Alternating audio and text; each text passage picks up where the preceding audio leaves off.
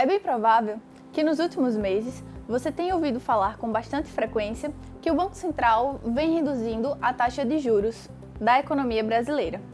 Mas você sabe como ele toma essa decisão? Quais são as variáveis que ele tem na mesa para chegar a esse resultado?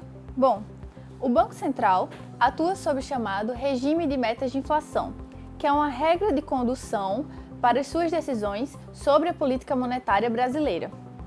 Essa regra prevê que o único objetivo do Banco Central é garantir e manter a estabilidade de preços da economia brasileira. Para isso, é divulgada previamente a meta da inflação anual e o instrumento utilizado pelo Banco Central para alcançá-la é a taxa de juros Selic. Nesse ponto, você pode se perguntar: qual a relação entre taxa de juros e inflação? Como uma afeta a outra? A resposta está na própria regra. O regime de metas de inflação deriva da chamada regra de Taylor, que é uma regra de condução de política monetária proposta pelo economista John Bryan Taylor no início da década de 1990. A regra propõe que a taxa de juros vai ser determinada com base no comportamento de duas variáveis. A primeira variável é a diferença entre as expectativas de inflação e a meta de inflação divulgada. A meta de inflação é aquela divulgada pelo Conselho Monetário Nacional com antecedência. No caso das expectativas de inflação, você já deve ter ouvido falar no Boletim Focus. Então, esse boletim, que é divulgado semanalmente pelo Banco Central, contempla a previsão tanto da inflação, que é medida pelo Índice de Preço ao Consumidor Amplo, como também da taxa de câmbio, da taxa de juros, da balança comercial, entre outras variáveis.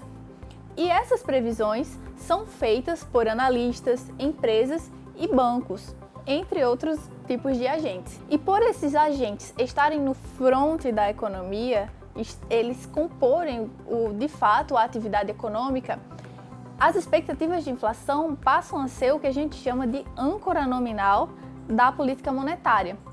Ou seja, quando as expectativas dos agentes destoam muito da meta divulgada pelo Conselho Monetário Nacional, isso é um indício de que o Banco Central precisa atuar por meio da política monetária para que essas duas variáveis converjam e no final do ano a meta de fato seja alcançada.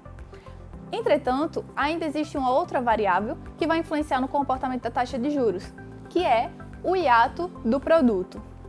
O hiato do produto nada mais é do que a diferença entre o PIB efetivo e o PIB potencial da economia brasileira. O que isso quer dizer?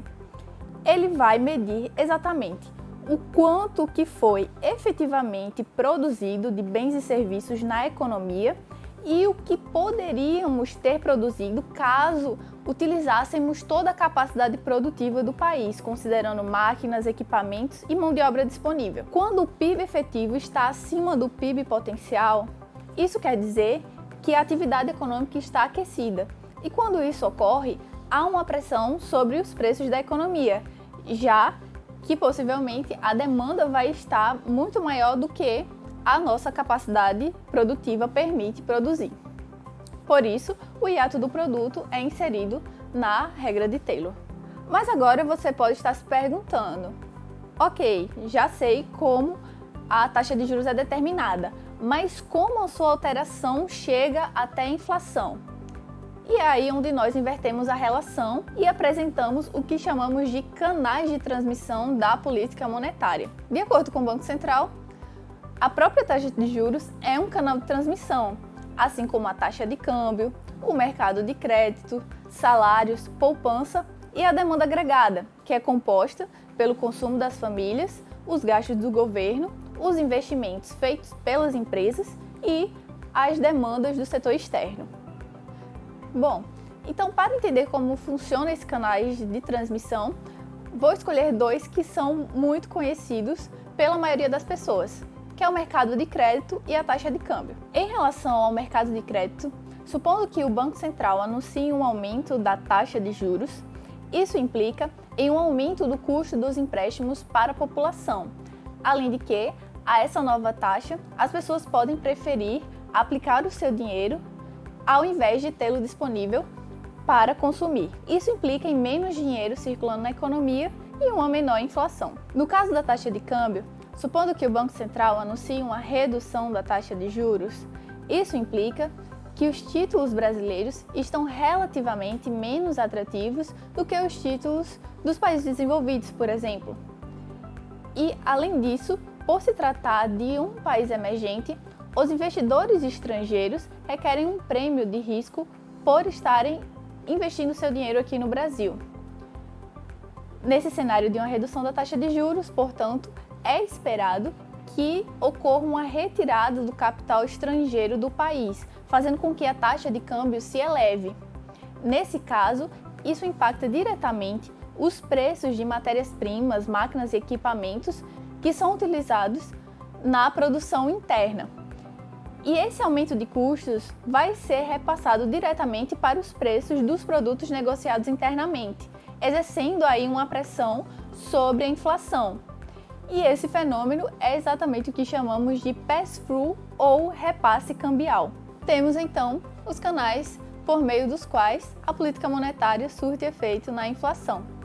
Vale ressaltar que apresentamos apenas um dos modelos e algumas das diversas variáveis utilizadas pelo Banco Central no seu processo de decisão visando a estabilidade de preços. E claro, para atingir a sua meta, tudo isso deve estar aliado a um Banco Central com comprometimento, credibilidade e transparência no seu processo de decisão.